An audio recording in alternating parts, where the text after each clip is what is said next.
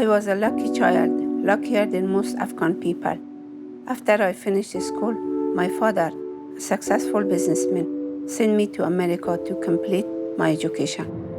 America became my second homeland, so I studied public health here when Russia invaded Afghanistan. The war broke out. My father lost everything he had. My family had to flee abroad to the refugee camp. 5 years later, I could bring them to America and give normal life, but my heart was with Afghan people. And as soon as everybody settled, as soon as everybody got a job, everybody went to school, then I just took off and went to the refugee camp in Pakistan. Life was a living hell in a camp. People were devastated. Almost everyone lost their family members. When I look at those women, when I look at those children, I felt that this society is completely fall apart. This society is right now, not only they are traumatized, they are not healthy, they are not aware what's going around. This society needs something to really change them. At that time, I realized that education is a way out. I knew that it would be a long process and it's a lot of suffering.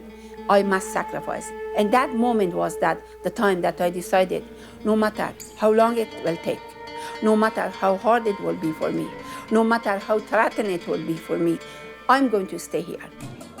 To begin, I needed support of somebody who had an authority over community. I found a mullah and I went to his house. It was a camp in a very remote area in the mountains of Pakistan. For months, I went to his house with 2 other trainers. Every day, I gave him a lesson how to teach.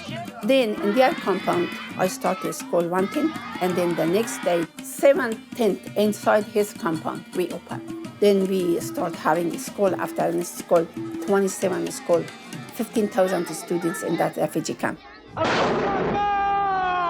In 1995, Taliban took over Afghanistan. They banned education for women.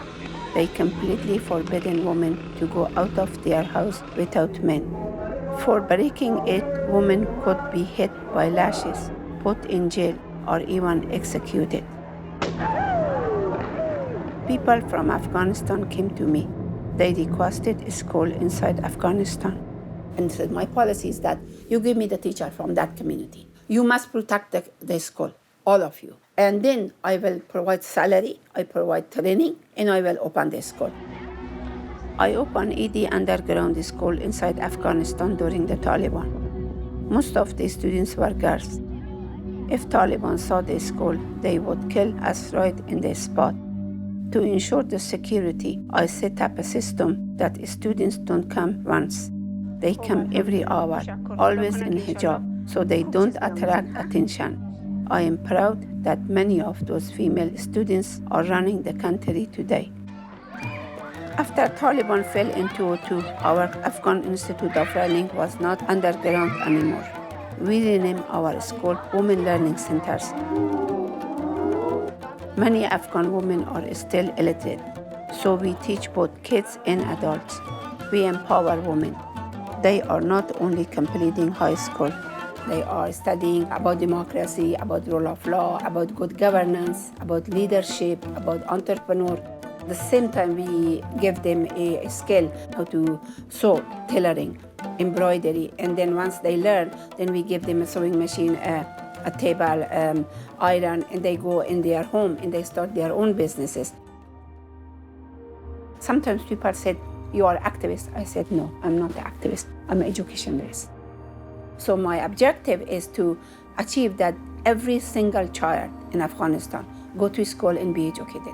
Because I believe strongly that education is the key issue to bring down poverty, provide good health.